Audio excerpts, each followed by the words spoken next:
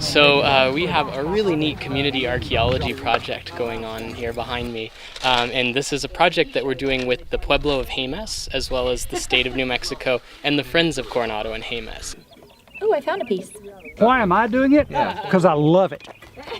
Thank you. So you never know what's going to be in the next scoop. That's what makes it so exciting. You don't find too many people that are willing to come out here and dig in the dirt for hours just to see what you'll find. So, very happy to do it. So where we're digging here is the village of Giza. And so this is a village that started, in the late 1200s or early 1300s. And the Jemez Valley here was really heavily populated. I'm doing a bucket list item. I always wanted to do an archaeology dig. Life's a garden, dig it. There's a piece of bone, though.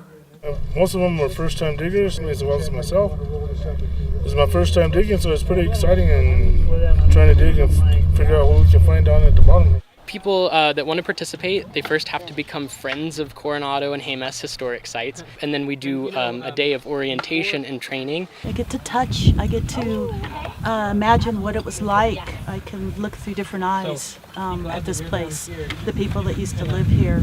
A projectile point? But the artifacts that come out are going into our museum exhibit, which is actually serving as our field lab, so that visitors can come and see what we found, and then see the tremendous amount of cultural resources that come out of these places. There's always been this kind of wall between archaeology and the public, and it's kind of this mysterious thing that happens, and then all of a sudden, it's published in, a book or in National Geographic or something. Our goal is to really connect people with history, and what better way than to let them dig into it. That rock out of the way for you guys.